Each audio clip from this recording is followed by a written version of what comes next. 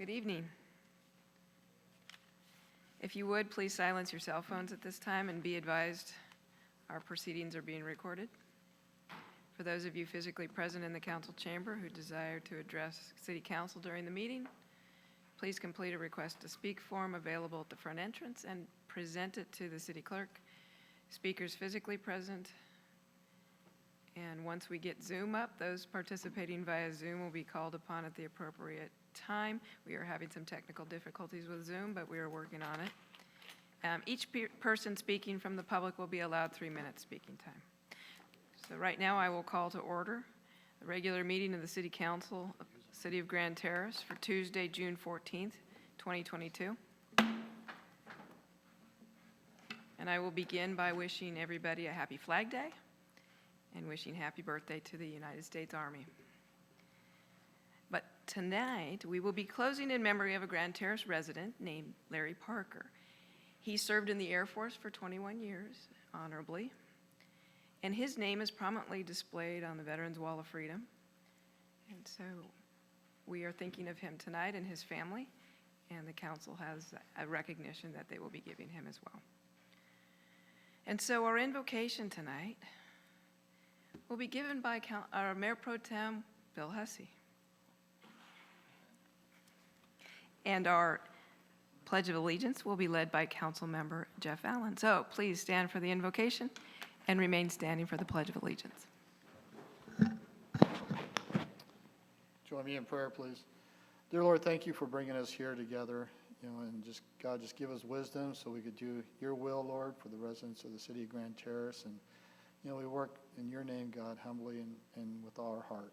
God, I just ask that you bless the residents of Grand Terrace, and that anybody who's seeking you and needs healing, that they come to you, Lord, in worship and in prayer. God, I ask that you just be with our first responders and protect them so they always get home. Be with our city staff so they could get home, Lord, and be with our men and women in the service. We love you, Lord. In Jesus' name I pray. Amen. Amen. Let's pledge allegiance to our flag. I pledge allegiance to the flag of the United States of America and to the republic for which it stands, one nation under God, indivisible, with liberty and justice for all. Thank you. Thank you, Mayor Pro Tem. Thank you, Councilmember Allen.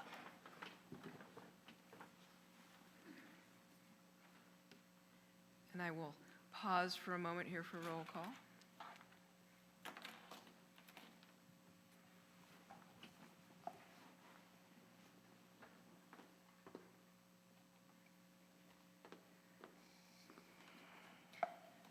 Madam City Clerk, may we have roll call, please? Councilmember Allen. Present. Councilmember Wilson. I am here. Councilmember Robles. Present. Mayor Pro Tem Hussey. Here. Mayor McNabo. Present. Madam Mayor, you have a quorum. Thank you. Do we have any reordering of additions to or removal of items from our agenda tonight? No additions or deletions. All right, thank you. We do have one special presentation, and that is the introduction of a new employee. Madam City Clerk, Deborah Thomas, will be doing that introduction. Thank you, Madam Mayor. I would like to introduce our new department secretary for the city, and her name is Lanita Perez. And if Lanita, you will step up to the lectern and a little bit of background about yourself to the council.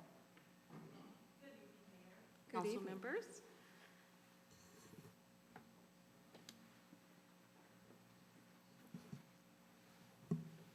Now the light is on. Much better. Good evening, Mayor, council members. I'm Lanita Perez. I grew up in Los Angeles. I've been in the Inland Empire for 33 years. I'm married. I have 2 children and 1 grandson, which I'm really excited about. He's only 3 weeks old. I come from a family of civil servants, and I've worked for the city of Redlands before. I just recently came from City of Laverne. I loved both cities, and I know I'm going to love this one as well. I'm going to school also. I major in forensic accounting, and I'm excited about that. And so far, my experience here has been great. Deborah is pretty amazing. She knows a lot of things, and I'm hoping to learn a lot from her. Thank you so much. We're glad that you're here, and it was so wonderful to have you with us tonight so we could meet you. Thank you. Welcome.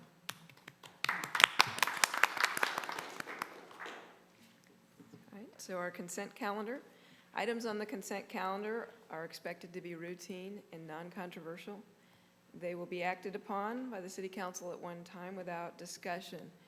However, any council member, staff member, or citizen may request removal of an item from the consent calendar for discussion. Are there any requests for removal of items from the consent calendar? Mayor Pro Tem. Yeah, I have a question on number 3. All right, so can we, we'll pull that one for your question. Will you consider moving the remainder? Yes, make a motion to approve item 1 and 2. And 4? Oh, and 4, sorry. All right, thank you. Do I have a second? Second. All right. Motion for items 1, 2, and 4 on the consent calendar by Mayor Pro Tem, second by Councilmember Allen. May we have roll call vote? Oh, we can vote on our regular voting. That's right. We're back to pushing buttons. Are we ready to vote? Please vote. That button, yeah. All right, item number 3, approval of April Mo- 2022. Motion passes unanimously with council members Allen, Wilson, Robles voting yes, Mayor Pro Tem voting yes, and Mayor McIntyre voting yes. Thank you. Approval of April 2022 check register in the amount of $422,580.52. And Mayor Pro Tem, your question, please. Yeah, questions on packet page 33, the top line item, check number 79031 to the Teamsters Local 1932.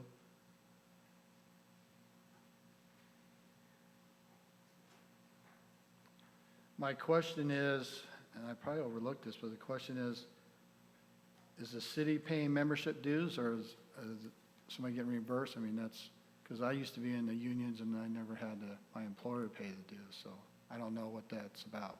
The city withholds the dues from the employees' checks and then turns that money over to the union. And this is the withheld Okay. dues from the checks. We do not pay the employees' dues. All right, because it looks like it, looking in the window, so I just wanted to make it clear so That's everybody true. knows. If there was any way to write reimbursement or something on that line item, Yeah. just for I'm clarity sure we for, can notate it somehow. yeah, for anybody looking at it, that would be a good clarification. Okay. That's all I have, Mayor. All right, thank you. So I Any like- further questions on the check register while we have it? Okay, no? So did you say you moved that item? Yeah, I'd like to approve item number 3. I'll second it. Okay. Motion for approval of item 3, second by Mayor Pro Tem, second by Councilmember Allen, and we will vote. Motion passes unanimously. Thank you. Do we have any requests to speak during public comment? Okay. So this is a time for members of the public to comment on items not appearing on the regular agenda. Because of restrictions contained in California law, that city council may not discuss or act on any item not on the agenda, but may briefly respond to statements made or ask a question for clarification. Also, items may staff may be asked to give a brief response to questions raised during this time, and items may be agendized for a future meeting. And so we have one request to speak by Bobby Forbes, who will turn in a sheet after to the city clerk. Thank you. Good evening. I hear that the shot clinic and the shot clinic and the microchip clinic went well. I was really glad to hear that. We've probably had at least 5 dogs in Grand Terrace picked up. Some were chipped and some were not in the last week. I'm bringing up again, please, to council to see if we can figure out how to make it so that we can legally put up lost and found pet signs so that you're not taking my signs down when I'm helping people with their lost and found pets. I don't want to have to wait for the city to be open or wait for them to get the signs. I just want to come up with some ideas that will have dates where they're allowed to be up for a certain amount of time, something like that. So please, can we try to work something out, please? Second, 22300 Barton Road still looks like a very unsafe situation. I've brought it up multiple times at council, and I have interacted with the city manager about it, but it's no different. If they can afford to build that shopping center that they're building on Barton Road, they should be able to afford to clean up that mess. It's a hazardous mess at 22300 Barton Road. Thank you very much, folks. Thank you, Ms. Forbes. Mr. City Manager, do you have any responses at this time? I spoke to the owner of that property today. They are in the process of getting AQMD clearances. We've written them a letter of urgency so that AQMD will proceed at a more rapid pace. And they are meeting with, at the AQMD office tomorrow afternoon, to see what kind of resolution we can get. Concurrently with that, we are proceeding with the nuisance abatement. So if one fails, the other will continue, and we're not going to wait. We're not going to wait for one. We've started the nuisance abatement process already. Thank you, Mr. City Manager. All right, so the next item is public hearings, of which we have none. So we'll move to unfinished business. Item number 5 on our agenda, adoption of the fiscal year 2022, 2023 budget. And this will be presented by City Manager Conrad Bolovich. All right. We're even running the same PowerPoint presentation as last time. Nothing new, nothing has changed. So once again, all our visions and goals are to maintain a positive financial outlook for the city, implement successful partnerships, and really keep the city solvent and operating well. I think we covered all this. I don't know if we need to repeat or belabor any of this. Our general fund is essentially balanced with a $10,000 surplus for the projected budget. Sales taxes are up about 6.5%. Property taxes are also up about 6.5%. We're making some very conservative estimates, especially considering the inflation rate and the anticipation that sales will probably not keep pace as people start trying to save money due to inflation. So we're not anticipating we're not applying that full increase to the budget. We are adding moving our finance director. We're moving our senior finance person to finance director in January. In the interim, we're planning on keeping our interim finance director until January to finish out the year. We're also proposing to bring on one additional public works worker out in the field and one intern to help us in either engineering or finance as we go forward. The biggest discussion really is what we're going to do with the ARPA money, which is the federal COVID relief money. Part of what you're seeing in the budget is about a $1.6 million imbalance, and that's because this year we received the funds. When you see our end of year budget for this year, there'll be a $1.6 million surplus. Next year, there'll be a $1.6 million deficit. So because we don't carry money across from year to year, we see that balance out from budget year to budget year on the fund differences. Everything else is fairly clear straight across. General fund numbers, fairly, we covered this last time, but there's no monumental changes outside of the ARPA money as far as revenues. We can see the property tax and the sales tax are estimations. We're not, like I said, we're not budgeting those full amounts as in anticipation that there will be some slowing down on that. We can see how kind of the money breaks out. More than 50% of the city's revenue comes from property tax. Those are paid in 2 installments in the course of the year. So as we see our reserves on some of these lines, as you dig in, we try to keep a fairly healthy reserve level so that when we get those property tax installments, we don't run into cash flow problems. It's kind of like, the guy that gets paid once a month, you got to make sure your paycheck lasts, and we get paid twice a year. So we got to make sure our paycheck lasts and we have enough in the bank to carry us through, which is why you're seeing some fairly high reserves. Same thing on the expenses. We kept expenses pretty much in line with where we were last year with no exceptional expenditures except for, again, the piece that ties into that ARPA expenditure And most of that is pavement and facilities work. And that, once again, you can kind of see where professional services and cost, and that's the cost of the ARPA money and doing that work that we plan on doing. We're going to get some roads paved, take care of some of the infrastructure needs that we've needed, and really tried to keep all that money in it's one-time money, one-time expenditures, and capital programs that continue to show results rather than throwing that money at wages or programs or something that is used once and gone. We're using that for things that will be in and have some permanence here in the city. So with that, we had the budget introduction last time. We're hoping for adoption this meeting. And do we have any questions?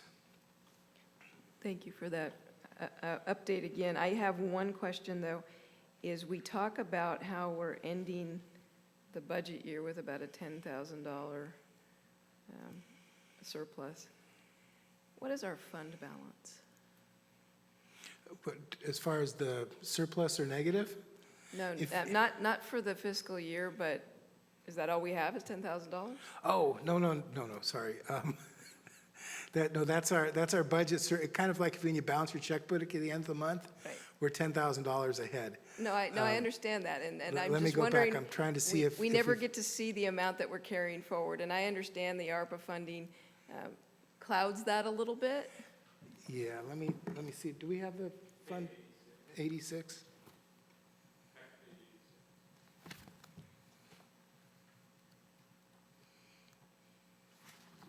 Because that was, as I was discussing, what we keep in reserves, that's that fund balance. Right. And so, So I know the 10,275 is like the checkbook. yeah, so we got about $7.6 million. Okay, does that include the ARPA funding? Yes. Okay, And that will then go in and out, but when we're done, we end up with, there's going to be money going in, money going out, but we're starting the year with about $7.6 million in the bank. We're going to end the year with $7.6 million and $10,000 more in the bank. all right, thank you. Questions of staff? Mayor Pro Tem Hussey. City Manager, one of the things that I noticed since being on the council, and I know you explained it to me, but is that the request for additional staff, and I know you've been doing the work of 3 people since you've been on, but the maintenance crew, you want to add an additional maintenance crew personnel, so we have 4 at the present moment, right? We are budgeted for 4. We're actually functioning right now on 2. We have 1 out on medical leave, and one has gone on to greener pastures, so we're replacing him. But yes, we're budgeted for 4. All right. Can you explain why you need a 5th one? We're just not getting the work done. I mean, you can drive down the street and see the weeds.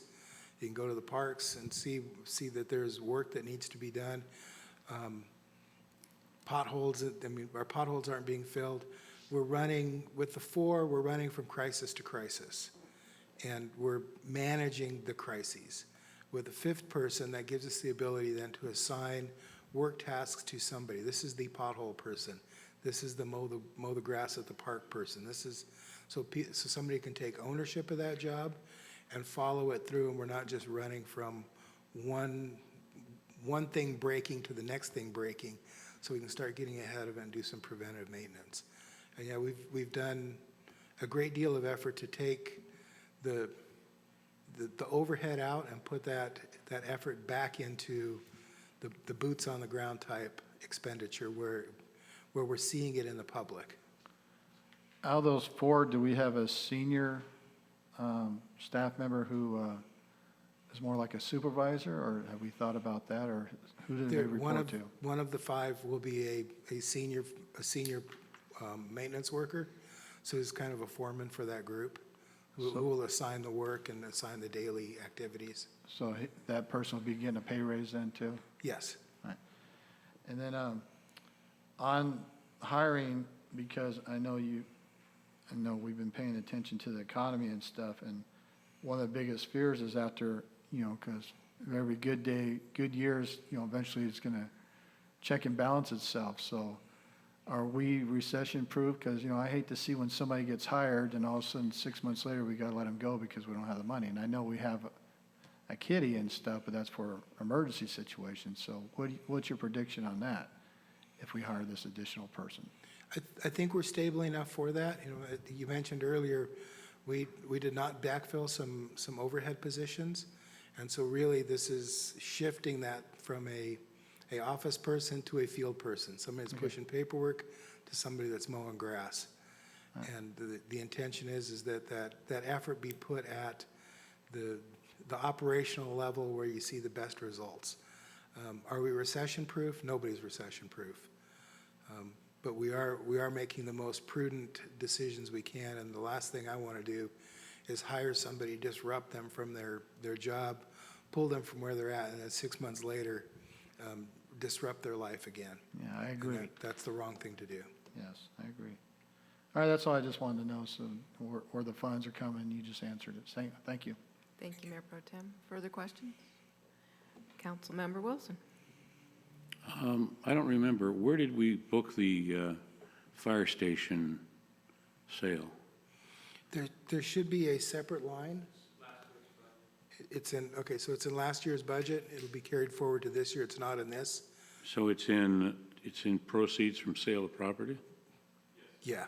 Okay, so that's half of the 2,070,000 or whatever?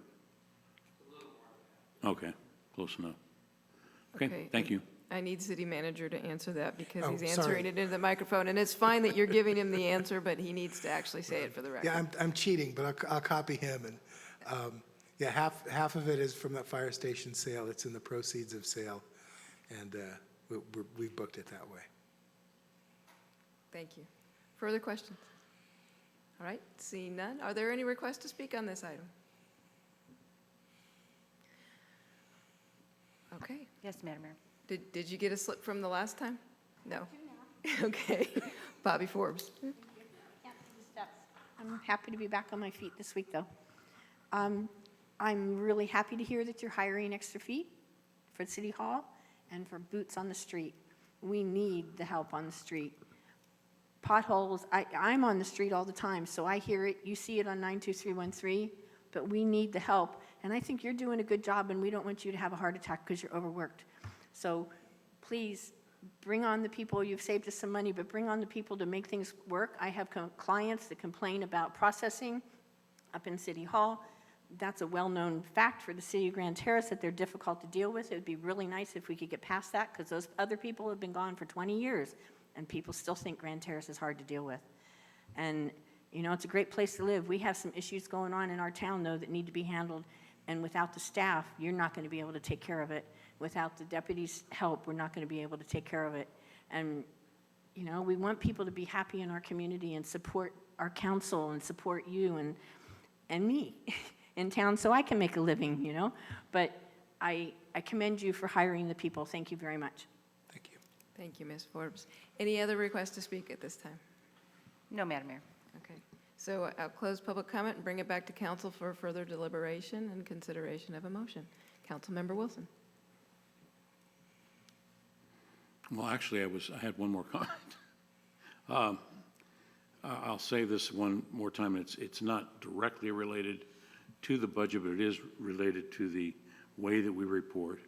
And that is, I still feel it's very important for us to take our big ticket items and break those up in subcodes so that we can see a breakdown. When we take a big number, for example, when you've got a $6 million number, a $22,300,000 number, and it gets lumped in, the only person that knows where that money's really going is not the person that's spending it, but they are recommending it gets spent. And so I think it would be valuable rather, and this is the time, reason why I say it's the time, it's because you're starting a new budget period. So as this reporting period starts to kick off, we can subcode. I understand that it would take journal entries to be able to plunk that stuff into subcodes. But at this time, it doesn't, because, you lose the tracking in the journal entries. At this point, if we do it now, then it is already there, and you don't have to unwind the numbers. So if it is not too difficult to do, or whether it is or it isn't, if our computer system will accommodate it, and I'm assuming that it will, and I'm directing this question to the city manager, then I think we owe ourselves to take our big ticket line items and break them down so we know what contract is and what non-contract is, and check requests and those kinds of things, so that we have a better feel for where we are for one-time money and money that probably isn't ever going to be put in another budget. If there's a question about how that happens, I'd be glad to describe it better, but I think it's pretty understandable. Councilmember Allen. I want to ask Councilmember Wilson, when you talk about that, it's like, for example, on packet page 83, where it says professional contractual services for 22-23 proposed budget is $8 million. Correct. And you'd kind of like to see what that $8 million is for. Is that what you would like? Is that what you're referring to? You're absolutely right. What it would do is it would give you another level, another column that would break out the rest of the numbers. If necessary, go ahead and let it total in the cost category, the general cost category. But underneath that and indented, it would show all the contract amount. Then below that, it would show the non-contract amount, and then it would show, and it would show it by vendors, by the way, as well. I believe that it's possible in our system. If not, maybe we need a little upgrade, but this is pretty simple stuff. And I think it makes it possible for us to get a better handle on what our budget should be the next year, and a better handle on how our contracts are done as well. Because if our contracts are missing things that happen from year to year, well then, and I'm not saying that that's the case. It's just that you're saying that We want it has to been the stick out. case. Yeah. Councilmember Yeah. Wilson, are you also concerned that if that was broken out in a separate report to give us that information, that it doesn't track and somebody else that might be looking at the budget wouldn't have the benefit of seeing that separate document? That's or wouldn't exactly know to go right. there? Yes, because if it's done on an Excel spreadsheet or a word processing medium, in addition to this stuff, then it's only good for that particular minute. But if it's all linked to this carburation in this financial report, all you have to do is push a button, let it run, and when it runs, it gives you the detail. And if we already have that ability to do that, and we're not seeing it, then we'd sure like to see it, but we don't need a separate report. It should be in the body of the revenue and expenditure report. You do a separate report, and unfortunately, that means you get a chance that one person's doing that separate report and another person's doing the general stuff, and the two of them don't match. So I just want Councilmember Allen. to, reclaim it, and I just want to ask the city manager, through you, is that doable? I think It helped me, I think. I understand what he's saying. at some level, yes. To create separate subcodes may be too cumbersome. To get down to budgeting for a specific contractor, we don't know who that is, because as the year goes, we're going to pave some streets. I got to put it out to bid. I don't know who's going to be the contractor. I do have an idea that part of this is X number of dollars for street paving and X number of dollars for, fixing stop signs, whatever the thing may be. When we do the budget, we do break that out in the department budget. And if you look at kind of what's behind the scenes from what you see, there is each public works, community development, each department has these lines, and then they're tagged back to what the specific is. So we're in the year, somebody says, I want to spend, $20,000 on this. We go back and say, well, show me in our budget document where that is. And one of the things we are looking at this year is some budgeting software that then creates this all, as you're discussing, one piece that folds up. And we can then track that as one. But right now, our accounting software doesn't do this, and our budgeting software is an Excel sheet with tabs on it. So we're looking at something that will allow us to do this, yes. Now, I recall back in the day when I was a dinosaur, a young dinosaur. A young dinosaur was, okay, give me the general run, and then your general ledger, and then turn around, give me the detail. I got to have the detail. I don't have the detail, I don't know what those numbers mean. And it just became a habit. And it really does help, especially on some big ticket items when we've got, a lot of consultants or, that sort of thing. It's kind of comes in handy. If that's something that the residents could view in that way also, it's a much more information that we are forthcoming with. I don't think that's something that they would really care about. But There might be someone. And if somebody took the time to look at the budget and became frustrated because they didn't know what was behind it, then they would think that we were hiding something.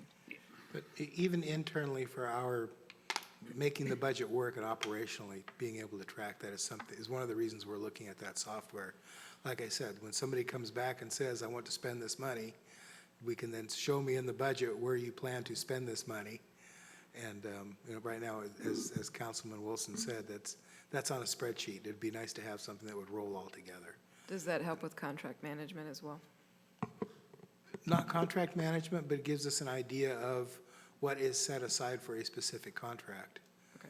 So Yeah. from the financial aspects of the Yeah. management of it, it does. Yeah. Councilmember Robles, did you have? Yeah, I was just going to say, how I went from the Board of Supervisors to doing budgeting is because we used to get these summary budgets. And I wanted to figure out the detail. And through an Excel spreadsheet, you can get into the detail that I think they're asking for. Like for salaries, we don't have any detail, which my understanding is the law requires that there'd be a sheet with the changes. I don't remember if we saw it or not. I looked at this again. No, I don't see it. But because it rolls up, so there is some detail, and there would be some contracts you don't have, and then but you have contracts that have, a 5-year term, and you're in the 4th year, so it'd be on there. But I don't recommend, it could be something that when you give us the digital budget, we have the detail to look back. But I don't think it'd be something that we would put everywhere necessarily. You don't want to print all that out. Yeah. Well, and then it would get too cumbersome, but I think it could be done with giving us access to the digital part where we can hit the tab for certain items. All right. Mayor Pro Tem Hussey.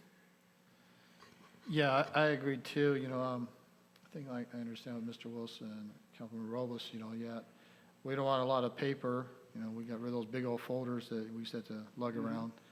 But it is nice to know the detail instead of just the highlight, because when we're going over the budgets and, we do read this stuff and we're remembering like, wait, we're supposed to be $100,000 for that and they only spent, $50,000, they want to move over here. So the question would be, why are you moving it and why it costs cheap, But we still, that's one of our jobs here is, as they used to say, we count every bean, and we want to make sure every bean's, not that we don't trust you, but we get questions all the time from the public, and we want to make sure we're not getting hit blindside, and just to know everything in detail. And, yeah, it might be a little bit extra work, but it's just better that way. I mean, that's how we do our home budgets, we budget like that. I know the government's a little different. They're all like, hey, we might get this money, we're going to get this money, we're going to budget for that. Where at home, we budget for what we get paid. So I agree with Mr. Wilson, and I like Councilman Robles' thing, the digital thing, and hopefully that software will work better. But just more in detail, it's nice to highlight and stuff, but we just need to know a little bit more. I like the idea like that, so I agree with Mr. Wilson on it. Thank you, Mayor. All right, thank you. Any further discussion at this time? All right, I'll entertain a motion if somebody would like to make one. I move adoption of the proposed budget. And I'll second it. Okay, motion for approval by Councilmember Robles and second by Councilmember Allen. Any further discussion? All right, may we vote, please?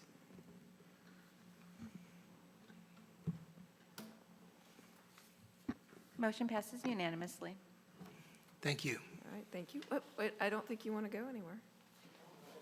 That's right. We have new business. And so the first item is the revised special events ordinance.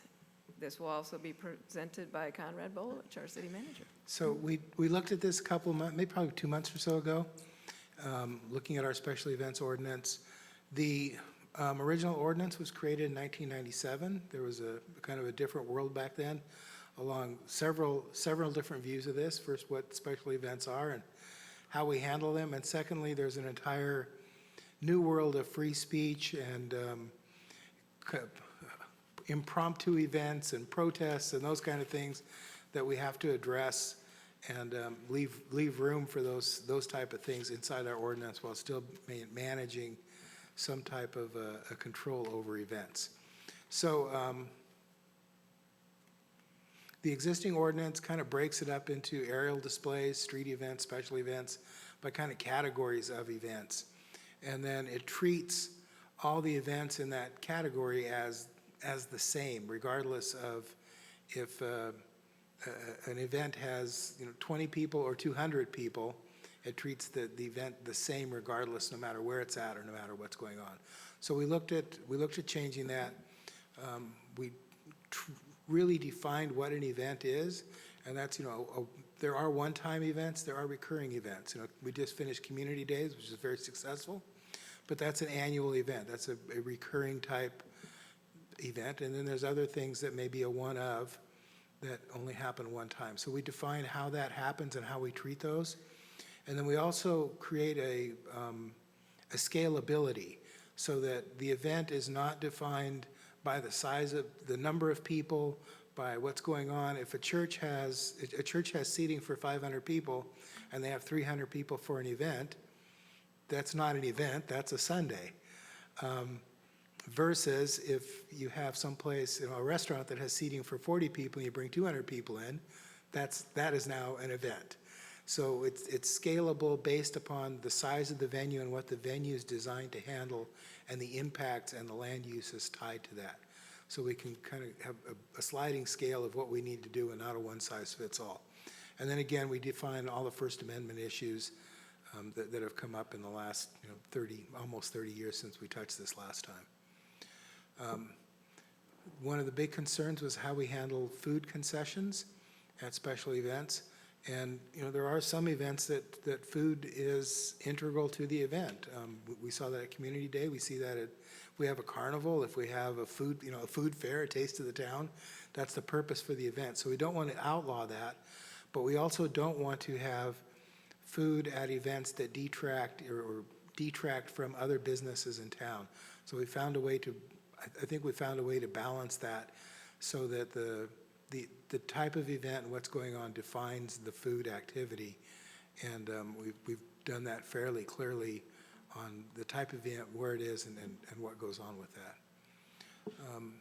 We've clarified the application process. So in our current standard, there's different applications with different triggers and different timelines. We've standardized this to a standard application. And then the application is scalable to the size of the event. If we don't need certain information, if there's not a street closure, we don't need the street closure piece. If we don't, if you're not big enough to have bathrooms, we don't need the bathroom piece. So it's a scalable application. We've addressed the free speech issues. There's some conditions in there that are designed as existing conditions for all events. So we don't have to go back and reinvent the wheel over and over. Then we can put the special conditions just for the special type activity. And then it provides for enforcement, which was lacking in ours. But if somebody gets a special event permit and they go off the rails and things go on or something becomes unsafe, how can we handle that at that moment and still maintain the integrity of the event but provide for health and safety in that process? And with that, staff recommends that you rescind the existing special events ordinance and replace it with and adopt the new special events ordinance to replace it. Any questions? Thank you, Conrad Bolovich. Okay, I have a light on for Councilmember Allen. Is that from the last time? Huh? No, that was from the last time. Okay. Mayor Pro Tem Hussey. Thank you, Mayor. On the food event, and you're talking about the other businesses, not to interrupt, do you invite the other businesses, our food businesses first, our vendors, and see if they are able to host the event or able to serve, like, example, our burger place or, a restaurant, I mean, we got pizza places, are those people asked to come out first and before you open up to other outside sources? So we would have the food first, if it's like a carnival or something that's like self-contained, it would, typically be there, but I don't think we typically have those here. So that would be its own piece. But then, Taste of the Town, Community Day, something like that, we certainly would have local food vendors as part of, invited as part of that, certainly before we threw it out to the population in general. And even with local vendors, we'd want to make sure that we're not and that's part of the restriction, is so that the pizza shop doesn't set up, something that competes with a neighbor, or the shoe store sets up, in the same shopping mall as the pizza store and starts selling pizzas as part of their event, so that we're not having conflicting between the businesses as well. So our businesses are going to be invited first, if they can handle it? I mean, because like community days, for the burger place, or even to light up our Christmas lights. So what I'm saying is, you're letting Wild Burger come in before you let Oahu Burger come in? We would let the local businesses come in first, yes. Okay. And that's, that's part of the integrity of supporting the local business. Our challenge, just like Community Day, and we're kind of going off track, is getting the business to get the appropriate health certificates so they can be there. But we certainly do want to support our local businesses. All right, thank you. As a follow-up to that, that's for the city events. We have control over that. Can we require that another entity that is having an event must go to local businesses first? Over the city ones, we certainly can. Over other entities, we can control the type of food, or the type, not necessarily the type, but whether or not food is served there and under the conditions that are favorable to local businesses. We can't go out and say, Antonio's Pizzas has to be allowed to be at the event, but we can say that local businesses, if you're going to have a food event, have to be allowed to be there. Mr. City Attorney. I'm not I hear what the city manager is saying. I think we can ask for a preference, but I don't know if we can mandate that they be local. We can't mandate that they be local, but we can mandate that local be allowed. We can't say you're not allowed to have a Colton restaurant, but you got to have a Grand Terrace restaurant, food service. But if you're going to have food service, you have to allow local. And you could encourage them to maybe go And local, but we you would can't encourage mandate. them, Okay. yes. Yeah, I'm not entirely, we can look into that a little more. I'm not sure we can mandate it being local if it's not our event. Yeah. And No, happy- I can understand if it's a city event, then, It's our ci- then we can say, we're Absolutely. going to go local first and give them first right of refusal. Correct. But But if if it's it's another not our- entity, I'm wondering if we're able to actually be that firm. My argument is, and my law degree is still waiting to be printed, so my argument is that if there is food allowed, we can then say local people have to be allowed to be part of that food. Okay, so they can't say, if somebody approached them and said, I hear you're having an event, I want to be part of it, what if they can't work a deal money-wise or any of that? Then that becomes up to them. At least they have to be the opportunity. If they can't come up to a deal, Okay, then that's a deal issue.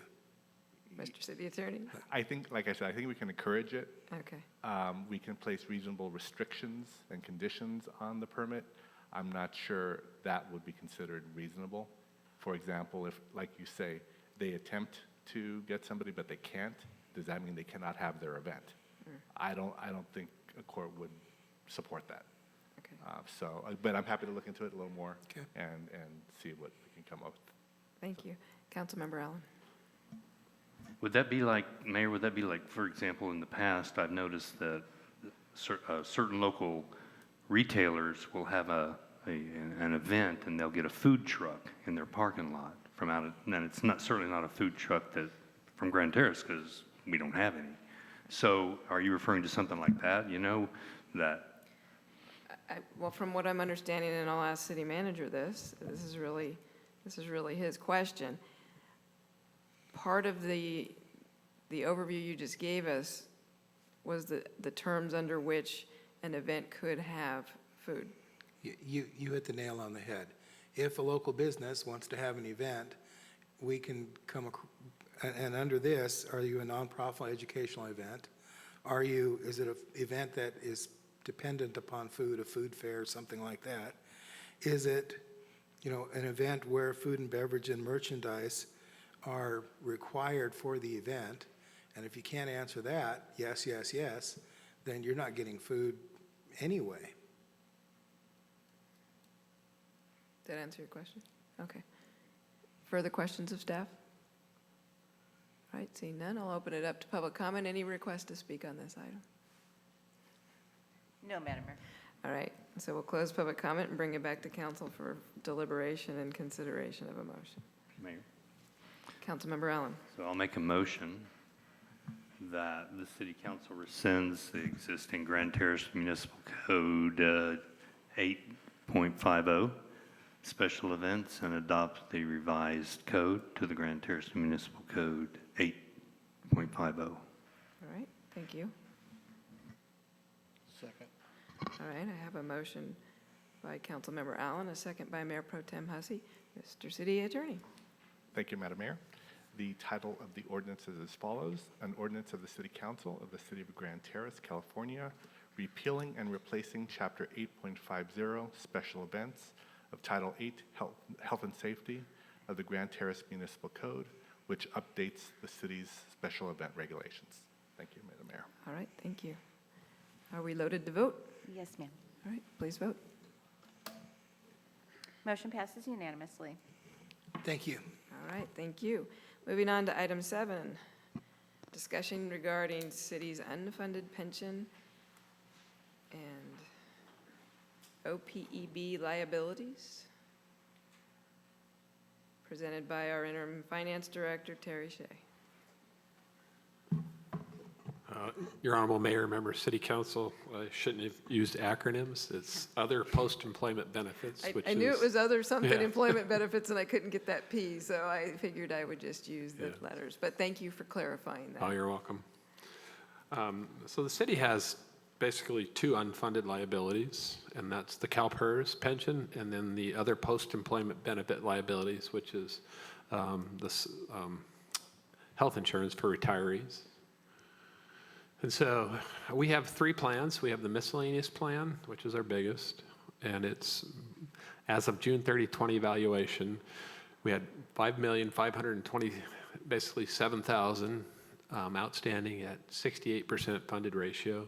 The PEPRA plan, which came in 2013, and most new employees are PEPRA, or if you have a break in service of 6 months and go back, then you become a PEPRA for your second half. And then the second tier plan is a plan the city broke off a few years ago, and then when they went to the new plan, and there's not many people in that plan. So the biggest one is our miscellaneous plan.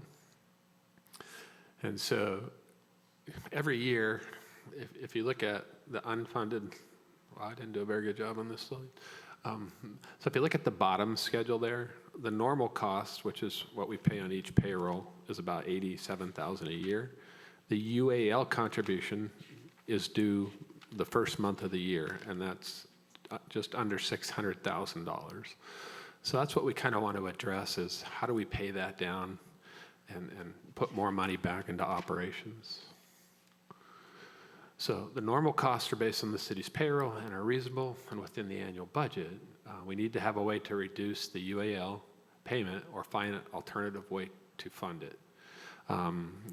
I have attached schedules in your packets that show CalPERS offers a 15-year and a 10-year. They're currently switched to a 20-year, but they offer a 15-year and a 10-year amortization schedule. And then for the miscellaneous plan with a 15-year amortization, there's about a $606,000 savings.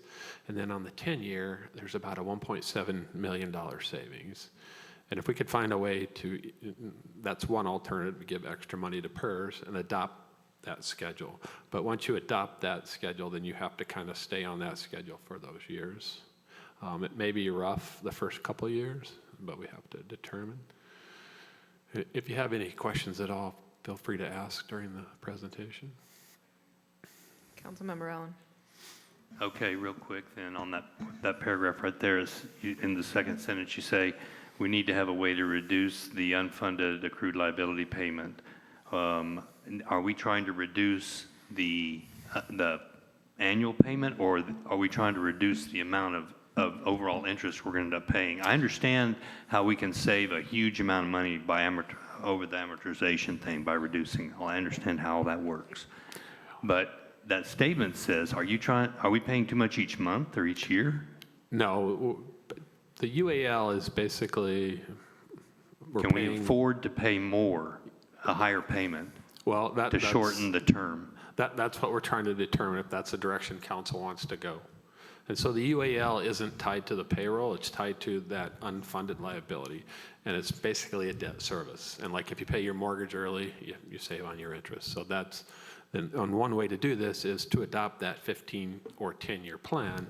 And you may have some pain those first few years based on those schedules.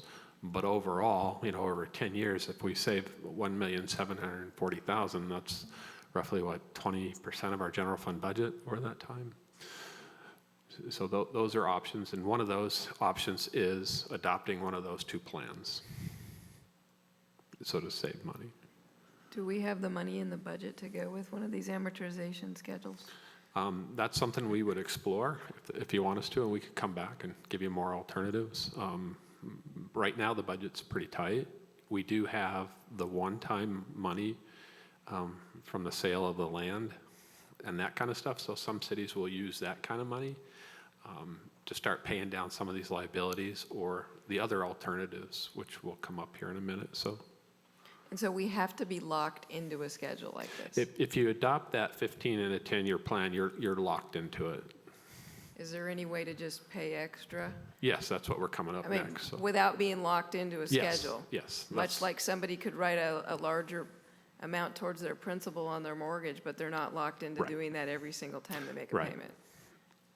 Yeah, that's coming up on the next few slides. So. Okay. Because I would want to know what the benefit over one versus the other is. Yeah. Right. So you are locked in if you choose one of those two, and so you may have some pain. You may have to dip into reserves for a couple of years, but that's one thing. And so what we have is called a Section 115 trust, and so that allows you to control how much you put in there and when you put it in there. And so some cities will use one-time sale, property. If they have a surplus of $500,000, anything over that, they'll put in that account. And then that money, you can basically, you're not subject to the government code where we invest and we get like 0.3, 0.4. There's a couple companies, PARS, their current rate of return is about 7.6. And so that's a way to control how much you put in there. And then what cities will do is they'll use that money that they earn to pay part of that UAL each year, which then frees up the other money for the general fund. And so contributions into the trust are assets, and they will offset the liability on the financial statements.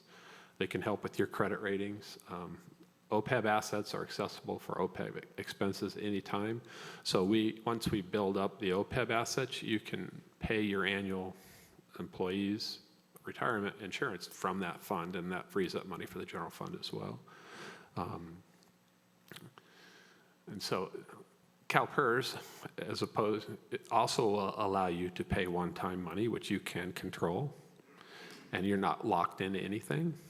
And that's called the ADP, which is additional discretionary payments, and that will lower your unfunded liability. So that's another way, would be the Section 115 trust or additional, but some cities don't want to pay into PERS because then the money, if they lose invest or lose. So some people don't want to, some councils don't want to do this, so. And then Irs Section 115 trust, and so that CalPERS also offers a 115 trust as well. But there are separate companies out there, and there's 2 companies that have IRS private letter rulings, which means that they're locked in and their plans comply with the IRS requirements. So a Section 115 trust would provide the city with an alternative to sending money to CalPERS that allow for greater local control over assets, investments by a professional fund management team, selected and monitored by the city, with future excess contributions transferred to CalPERS at the city's discretion, which then we would use those earnings to pay the UAL once they got up. There was a city that I worked with in 2012 where we did a Section 115 trust, and we doubled our money in 7 years. And so much better rate of return than you can get on normal. So, but there are risks because you're in the stock market, so there are risks. These programs can be established as multiple employer trusts, so you have your own money, but you're invested with 80, 90 other cities, and the money's pooled so they get a better rate of return and stuff like that. Some cities will fund it with pension obligation bonds, which I don't recommend, but they'll use one-time revenue sources. Some cities will say, okay, we want 110% general fund reserves, but for 5 years, we'll settle on 90 and we'll put the excess over there. Contribute a certain percentage of each year's budget, so you'll steadfast, okay, we're gonna do 100,000 a year for 5 years till we build this up, and then an annual appropriation each year's budget. And so the post-employment benefit plan, we do not currently have any assets. So we budget and make the retiree medical premium each fiscal year, which is about $36,000 per year. At June 30, 21, our unfunded liability is $1,964,000. And because we do not have any plan assets, we're required to use a discount rate based on, I think it's a 10-year average or something of the T-bills. But if you do a SERPT program through CalPERS, their current rate of return is like 7.62. So you would get to use a discount rate of about 7.5, which would cut that liability way down with a better discount rate. So even if we open the plan and funded it with $100, we could use a higher discount rate. So California Employers Retirement Benefit Trust, and that is a Section 115 trust. It's just administered by CalPERS. And they do a pretty good job on that, and there's annual reporting. And so that is one option. The city could form a Section 115 trust with a private company as well. So basically, we're just kind of looking for direction as to which one of these to try and set up the 115 trust, or if council would rather send the money to PERS, and just kind of get a feel for which way you want us to go. All right, so questions, Councilmember Allen? Thanks, Mr. Shea. Can you tell me just really briefly, please, what have we always had, or for how long have we had this huge amount of unfunded, this UAL amount that we owe? And what caused it such a large amount? It's basically based on the current amount of retirees you have. And a few years back, CalPERS said they were going to lower the discount rate steadily, and rates were going to climb. But that kind of, cities, there was a lot of uncertainty in that, so they came up with that UAL. And so our rates have stayed pretty steady, 10%, because they had predicted rates going from 9 to 20 to 30. So they came up, I think it was 8 or 9 years ago when they broke out that UAL and came up with that separate payment. And you can pay it 1/12 each month. They give you a pretty good discount if you pay it all July 1st. So that's what the city does. But it's spent it like 8 or 9 years. So So prior to that happening, we didn't owe like this. And the reason I'm saying that is asking you about it, it's not that I'm trying to rehash history. It's just that I'm trying to learn from it and wonder if they could do it again to us. Because I've been in discussions about at league meetings and various, other places I go with other council members from other cities, and they hesitate to even, tackle this problem when their budgets, because they say, it could just happen all over again. The rate, there could be a big recession, the rates could fall, the guaranteed return that CalPERS promises, which we have to make up if they don't get it, that sort of thing. Yeah, you're 100% correct. That's why some cities prefer to establish their own Section 115 trusts and not turn the money over to PERS. But the liability was always there, CalPERS, and wanted to make sure everybody was funded by, well, maybe Adrian might be old enough to remember when everybody was super funded, but most people don't.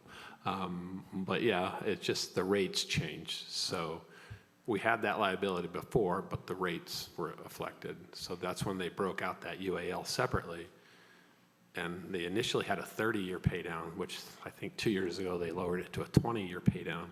And that's why ours went up like 150-some thousand the last 2 years. So, but you're correct. That's why some city councils do not want to send additional money to PERS, because if they lose it, you could be back in the same place. So, If we were using the trust or the other investment, would we have any control over what our money is invested in? In other words, I'm specifically thinking about ethical investing options. If we could choose that there be certain things that we not invest in. yeah, like the CERT program has 3 strategies, low risk, medium risk, high risk. And then within those, they also have different ranges. The PARS program has the same thing, low, medium, high. And within each one, they have 9 or 10 different investment opportunities. So you just pick a strategy, and then you can change it. Like CERP, you can change once a year if you want to. At the other city I was at, we took the middle risk and got a good rate of return. But yes, you can control that. If you have your own 115 trust. What's that? If you Yes. have your own 115 trust. What Yes. about the trust that PERS has? Do they call the shots on the investments on that? For their CERT program, yes. Okay. And for their 115 trust, yes. But they also have low, medium, and high risk, depending on how the council feels about the risk. And they offer different alternatives within those. So, Okay, further question? Mayor Pro Tem Hussey. So going back to packet page 143, and you have it broke down to what our balance is, and you have the different stages, for the current, the 15 and the 10. And while I'm looking at the current, I'll be 80 years old time that's paid off, so I don't know if I'll be around, but that, the 15 and the current, the 15-year one and the current, it kind of like check and balances itself. I don't see that much of a big difference in the payment, except when you get to the 10, then you're looking at maybe another 150, 160,000, which I don't know, it might hurt the city, it might not. I don't know what the future holds, but, and I know personally, I did that with my house, and, we paid it off early. It was hard at first, but you get used to it. But the biggest thing people don't realize is the interest that you pay, the money just goes away. But out of those things and the other things that you recommend, Terry, and for the city manager too, what direction would you like to see the council go to be best, that benefit this city? Your professional opinion. I'd like to see something, kind of a combination, and Terry's probably going to hit me on the back of the head of this as we go forward. But something where we take the one-time money, we have some property sales and some money that we didn't expect to have and we're not going to spend that. That's going to sit on the books, and rightly so, because we're going to save that for projects in the future. This money can be in that 115, in a 115 that we manage, and earn that extra interest for us and kind of offset that. And if we need to, we can get back into that. We can get that money if we have to in a crisis. I'm not changing the rate. We're locked into that. And I may tell you a different story next year after we've had a full budget and a year of, after I've been here a year and had a year of the budget here, and I know this is for sure, I may come back and tell you, yeah, a 10-year deal is great, or, the 15-year deal is great. But adding additional annual burden may not be the best solution. But certainly the 115 fund, and I wouldn't even be averse to making some type of payment just to buy down the amount, a significant amount, because then that drops our annual payment. Kind of like when you pay off a credit card, whatever the amount of the card goes down, you make that much more payment, you can then pay off the card that much faster. So maybe it's a combination where we take some amount, we make some upfront payment, and then the remainder of our money stays in a 115. And we take that savings, rather than hiring a public works guy or something that we have every year, we can take that savings, put it in the 115, and then continue to fund with our year-over-year savings. So you want our money to work for us? Yeah, I'm lazy. I don't want to work. Let the money work. Do you know when we sold that daycare, those funds, I think they went towards, not what we wanted to? Do you have any, you remember where it went? Terry, do you? I do not know. I don't know. We could find out if you want. I think it We went. know. Yeah, Okay. yeah, It went to the unfunded liability. yeah, so it seems like every time we get a little extra money, we got this unfunded liability thing pops up, it's not like we get to party with it. But, so you like the 115 fund? All right. Yeah, I think that's the prudent, safe way to go. If we throw all our money at PERS, there's the risk that they're going to go upside down, and we're going to lose that. If we go with pay more every year, we really are handcuffing ourselves to, you asked, are we recession-proof? We may not be then. But the 115 gives us as much flexibility as we can get, and let as much money as we have work for us without it going to be somebody else's money. All right, so 115 and any sales additional, we put towards the balance, that's what you said, sales on our property. Either towards the balance or into the 115. Okay. Further questions? Councilmember Robles. When we sold the child care center, the money was supposed to go to extinguish the child care employees' unfunded pension liability. Do you know if that happened? Do we have residual liability for know. that? Because the other city manager used to have it broken out between employees. There is a portion of that unfunded liability attributable to the daycare, but I don't know exactly. We can find out, though, and get back to you. All right, further questions? All right, we'll open it up to public comment. Is there anybody in the public wishing to comment on this item? No, Madam Mayor. All right, so we'll bring it back to council for more deliberation and consideration of a motion. I'm just going to say right now, I like the flexible idea and that our city manager was suggesting. I do like the 115. I wouldn't want it to be a PERS 115. I would want it to be ours so that we have more control over it. And I don't really want to lock ourselves into one of these amortization schedules, but I do see the benefit of paying extra when we have the ability to do it. Councilmember Wilson. I'd like to take door number 2. Door number 2 gives us the maximum flexibility. It just really comes down to whether we have the guts to go ahead and retire some of the debt with it, or use it as a candy store for something else. Would that be the 115 trust? It's number 2. It's where you pay Oh, the extra payments against the principal. Well, no, I believe in paying extra payments against the principal, but do you want to be, do you want us to sign up for a 15-year amortization schedule? No, ma'am. Okay. So, I mean, we could make that our goal to make that extra payment, but we don't have to enter into an agreement with PERS to do it. So you're suggesting that the payment schedule as in the 15-year one, but not through an amortization agreement? Yes. Okay. So we could take the excess that's over that amount and over the 20-year and put that money in the trust each year. Is that what you're saying? Well, I think, yeah, but I believe he was one, Councilmember Wilson is saying that we actually go and pay extra on it to start paying it down faster. You can make those accelerated payments to PERS. Okay. But like you said, then you're subject to PERS rates. If we take the money and put it in a 115 trust and then use that earnings to help offset that payment, that's one way to go. Okay, is that something you could come back and show us what that would look like? Sure.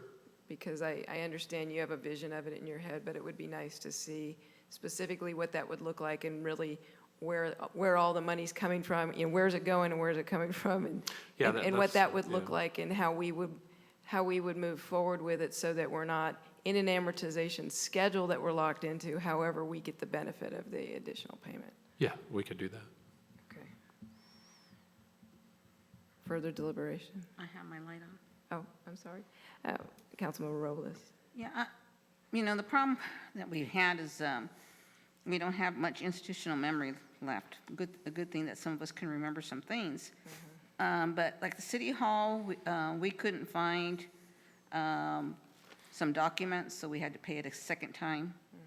The child care center, it was eating into our general fund, and then it was curing unfunded liability, considerable retirement benefits, because you had like 30 employees there, where sometimes you had 5 or 15 in administration.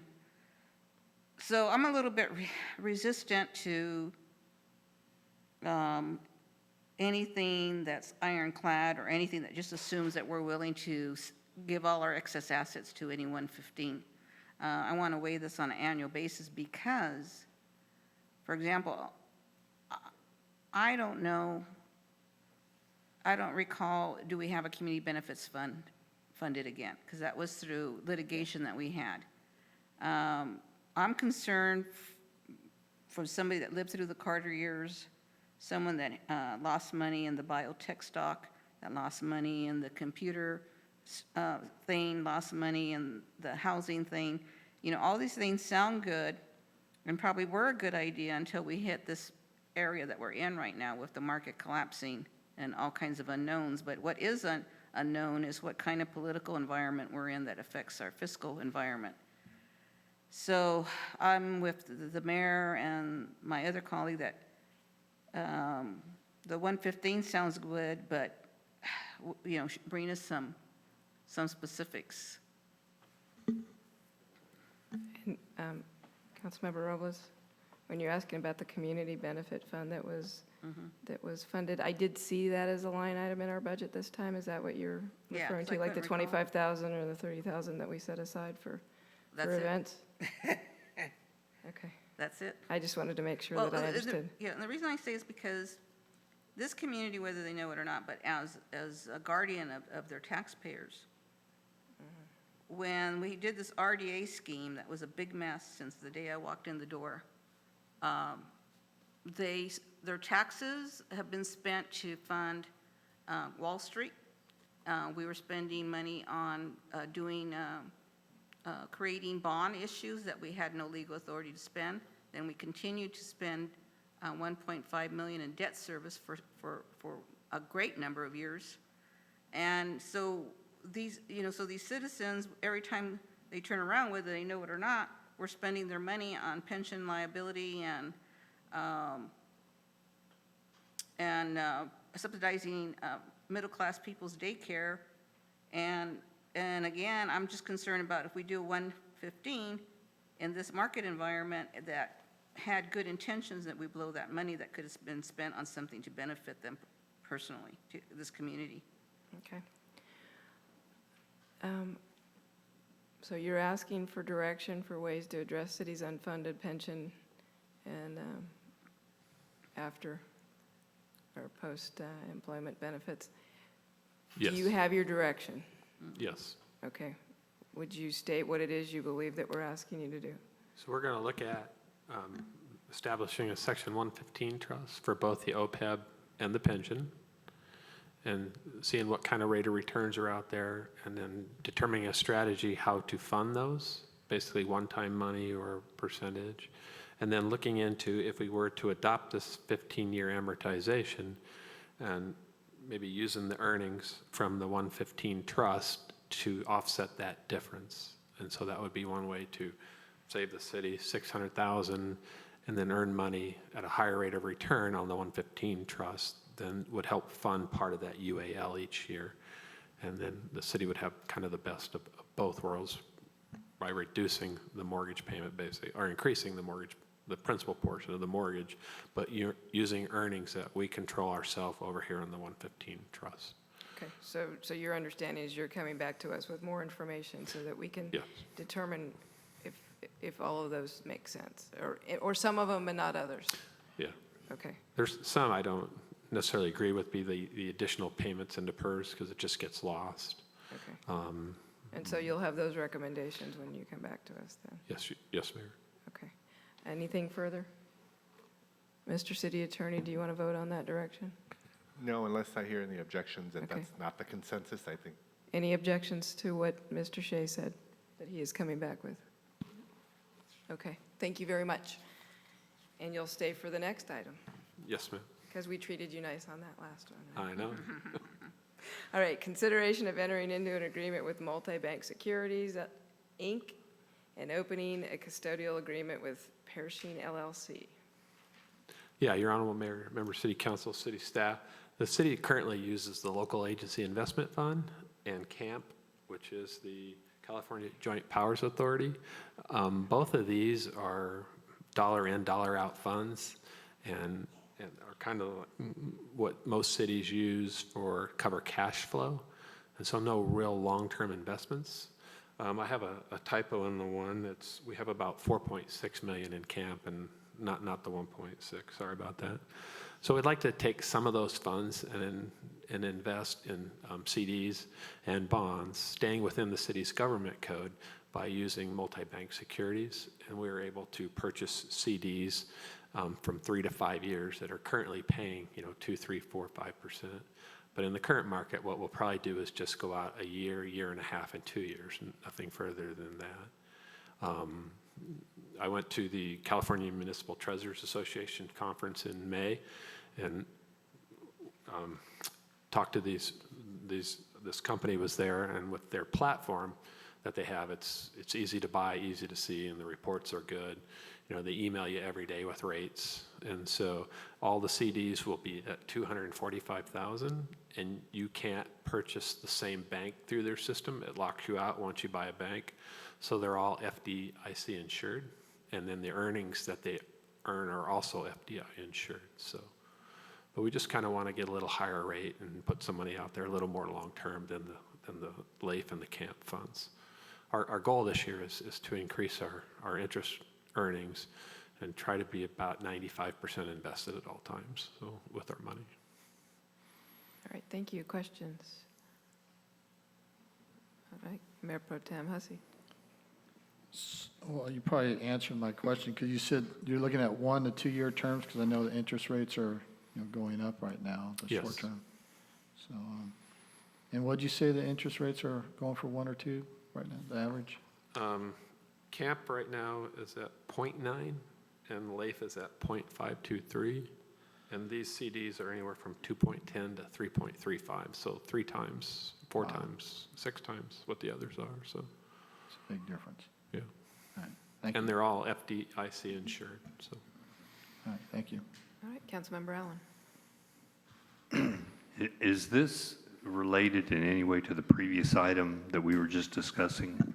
I mean, we have these several million you said in the CAMP and the other one, and we were just previously we were talking about trying to scrounge around and find a couple of million for UALs, and we want to open a trust fund to make higher interest. I mean, if we're going to take some, if we're going to try to get this money, make it available for higher investing rates. Well, this money is subject to the California Investment Code law, or law, and so you're restricted to certain items, which is like treasuries, federal agencies, CDs, those kind of things. This is basically the general fund's reserves, and so we would not want to use this money unless by council's direction they said, okay, take, 500,000 from the reserves. But no, this is not considered any part of that money. And can't be used for it? You could if you made a decision to use your reserves to fund those, but I wouldn't recommend that. So. Mr. City Manager. Yeah, earlier we discussed cash flow a little bit, and this is part of what buffers that cash flow too. So we don't necessarily want to take all of our money, pay off our PERS debt, and then not be able to, buy groceries this month. But your CDs that you're talking about getting, what are the terms on those? They are year to 2 year. Right. But that still gives us enough ability so we're not tied up and the money's not gone. Yeah, we would keep what we need to cover the first 6 months in expenses and just invest long-term over what we have there. Because we get the majority of our money in December and May and June. Yeah. And so we would always make sure we have enough money in Latham Camp to cover the bills and anything excess, which would be about $1 to $2 million. Because we carry quite a bit in the checking account. So we've inquired with B of A to see what we need to have in there so we don't incur any fees. And so that's the excess money we're going to invest long-term. So. And these are just CDs where you're Yes. talking about investing in? They have bonds and they have other stuff like that, but right now we're concentrating on just the CDs. Thanks, Mayor. Thank you, Mr. Shea. Mayor Pro Tem. So this is our piggy bank, and if something did happen and we invest in this and we have to pull money out, what's the penalty fee on this? I'm not sure, but I could find out. But there is a penalty if you sell a CD early, but I'm not sure what that is. You don't think it's any higher than what the one we have right now? Are they pretty much comparable? Could be, yeah. All right, thank you. Further questions? All right, we'll open it up to public comment. Are there any requests to speak on this item? No, Madam Mayor. All right, we'll close that back up and bring it back for deliberation and consideration of a motion. Councilmember Wilson. Motion for approval. I'll second it. All right, I've got a motion by Councilmember Wilson, a second by Councilmember Robles. Any last words before I call for the vote? All right, let's vote. Motion passes unanimously. All right, thank you. Mr. Shea, please stay for another item. We have approval of annual appropriations limit for fiscal year 2022, 2023, including adoption of the price factor and population change factor for appropriations limit calculation. Don't want you guys to hear me breathing. So, Your Honorable Mayor, Member City Council, along with the budget, each year we adopt an appropriations limit.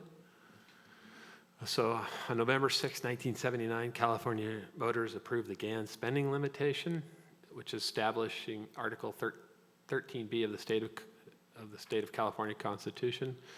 Article 13B sets limits on the amount of tax revenue that the state and most local governments can appropriate within a given fiscal year. Each year, the state and local governments must adopt a resolution establishing an appropriations limit, also known as the GAN limit. Fiscal year 1984-85 appropriations serve as the base for this limit, with adjustments being made annually to reflect the increases in population, the cost of living, and the financial responsibility transfers. Only tax proceeds are subject to the limit. Charges for services, regulatory fees, grants, loans, and donations, and other non-tax proceeds are not subject to that limit. All tax revenues received in excessive appropriations limit must be refunded to the taxpayers. So the calculation is based on two factors. The change in the cost of living is defined to be either the change in California per capita personal income or the change in the assessed valuation due to the addition of non-residential new construction. So the change in population is defined as either a change in the city's population or a change in the county's population, whichever is greater. So for this year, the county's was greater, so we used the county. We had a decrease in population, and the county went up 0.14%. And so the change in California per capita personal income provided by the California Department of Finance was 7.55. Using the county's change in population of 0.14, we get to this calculation, which is hard to read. So what you do is you take the prior year factor, which was the 16,164,000, and you convert those two percentages to the factor, which is 1.077. You multiply that by the prior year, and that's your increase. So our new appropriations limit is 17,408,000.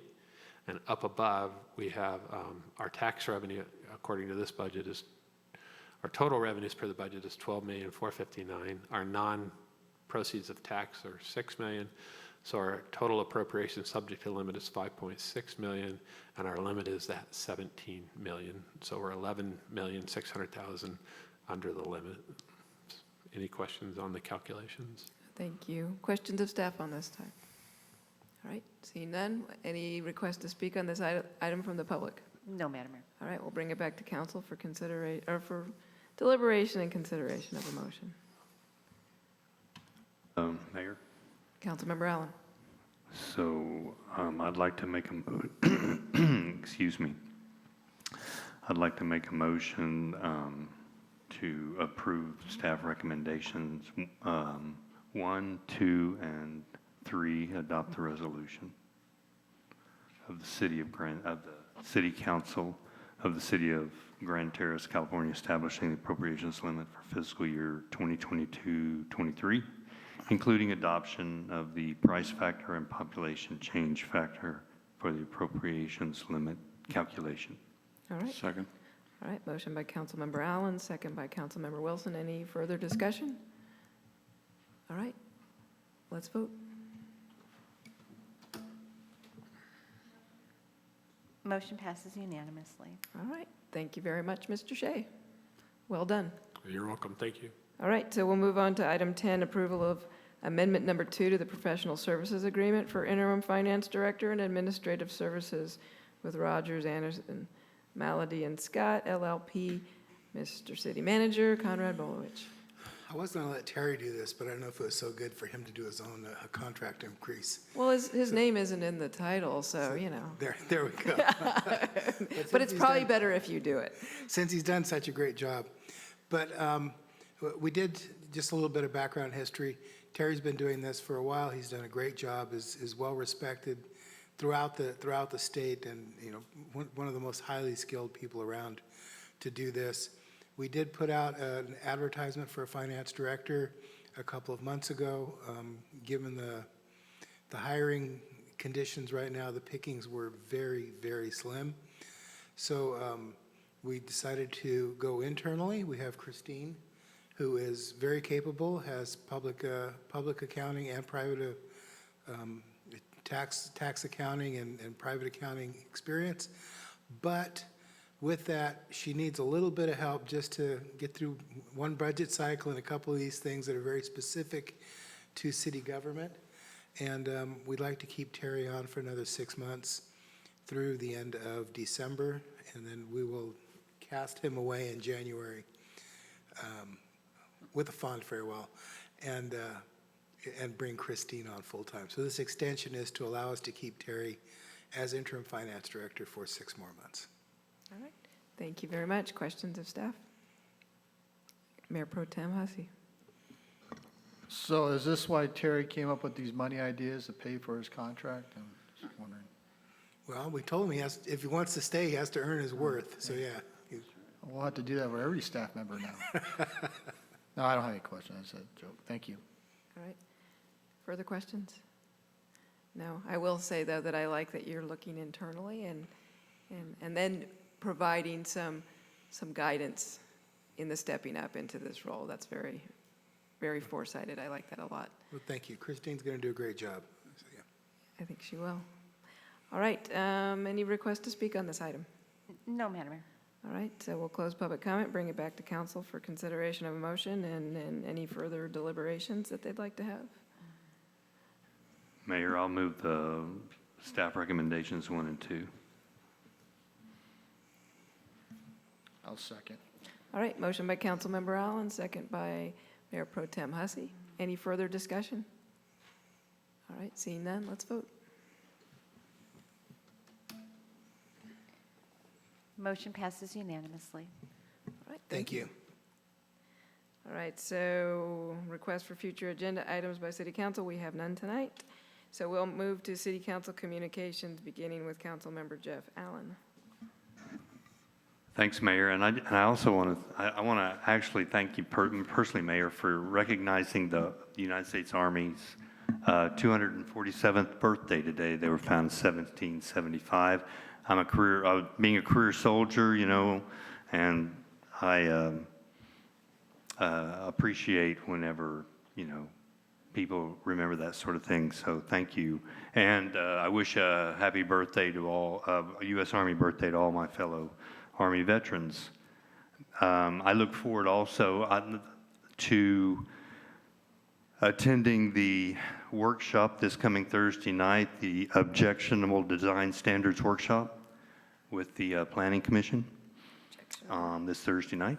I look forward to seeing us all there at the Objectionable Design Standards meeting. And I also, last but not least, I certainly want to wish anybody out there who last year President Biden signed into law our newest holiday, Juneteenth, and I just want to wish everyone who's a happy Juneteenth. That's June 19, coming up between now and our next council meeting, so won't get a chance then. So happy Juneteenth, and that's all I have, Mayor. Thank you. Thank you, Councilmember Allen. Councilmember Doug Wilson.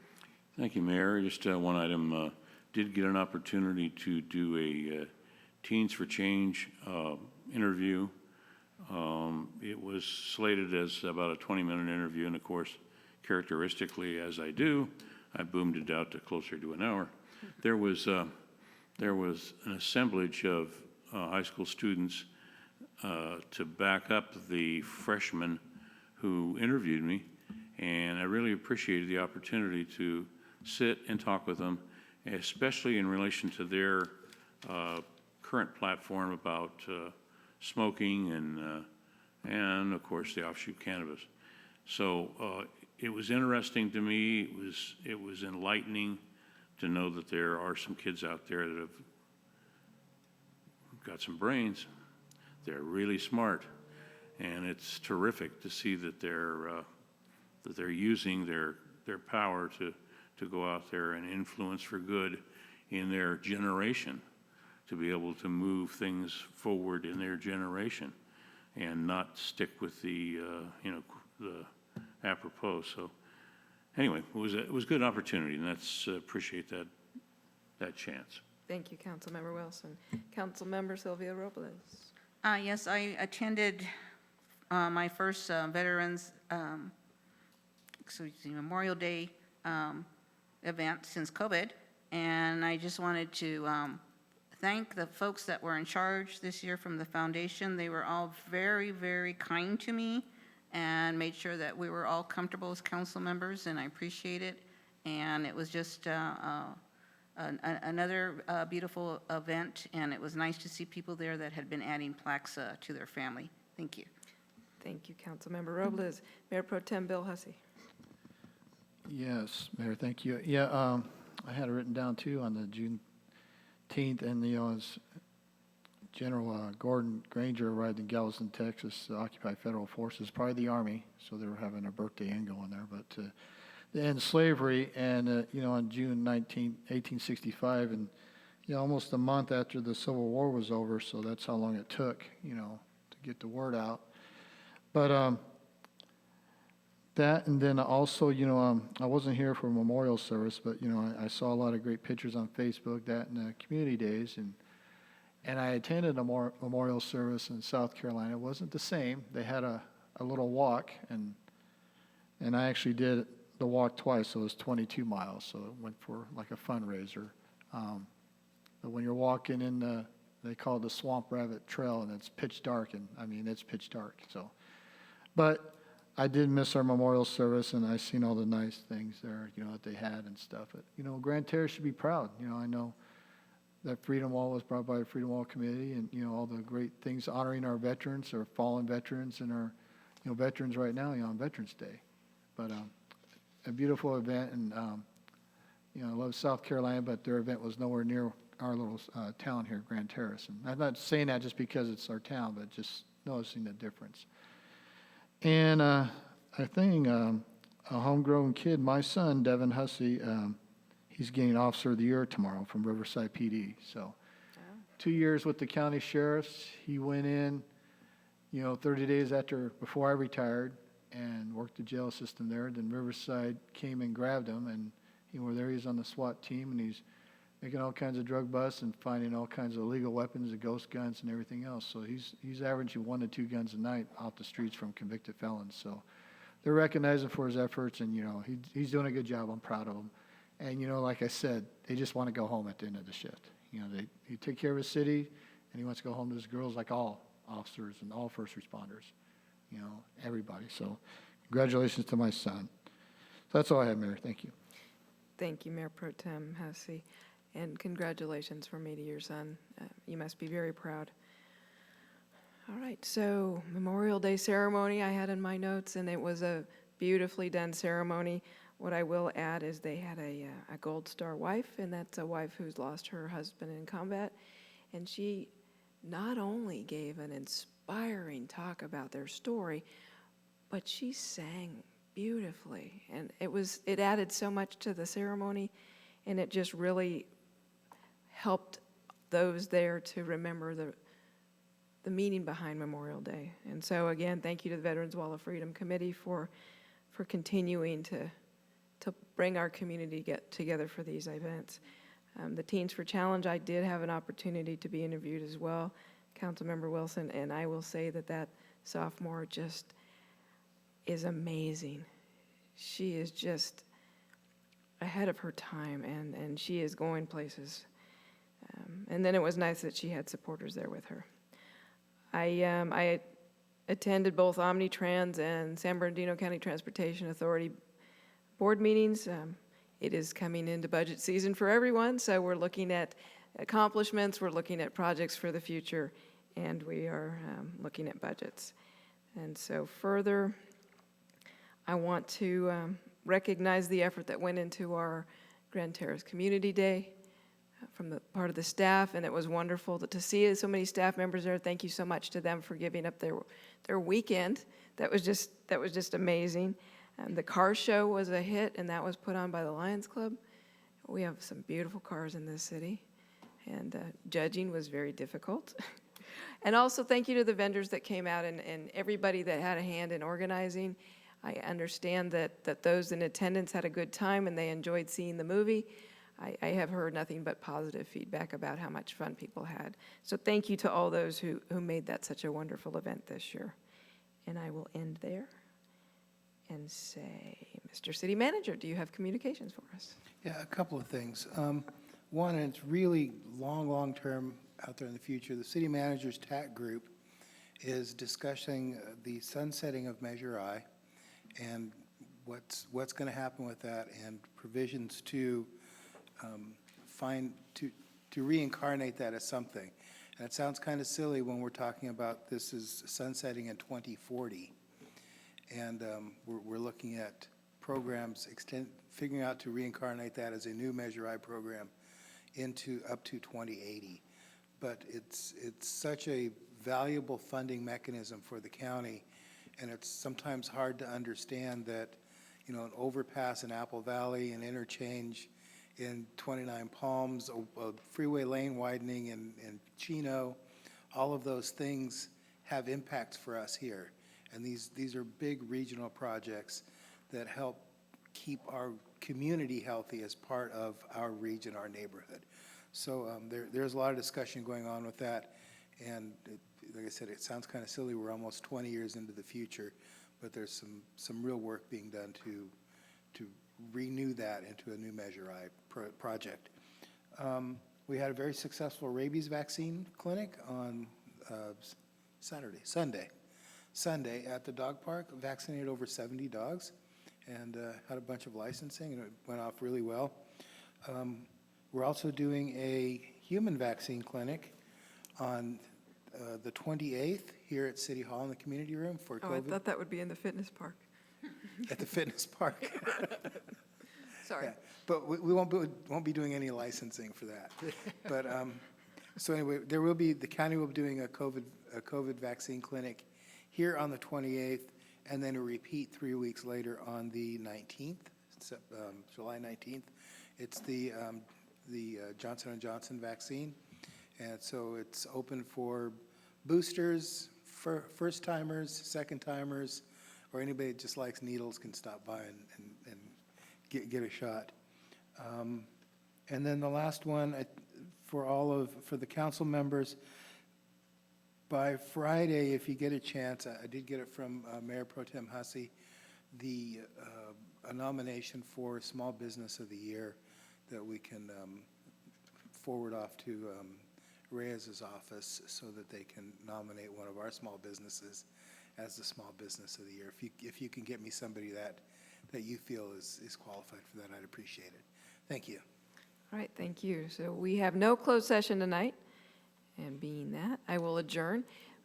A reminder that we're closing in memory of Grand Terrace resident and Air Force veteran Leroy Parker. Our next regular city council meeting will be held Tuesday, June 28th, 2022, at 6 p.m. Any request to have an item placed on future agenda must be made in writing and submitted to the city clerk's office, and the request will be processed in accordance with council procedures. We are adjourned.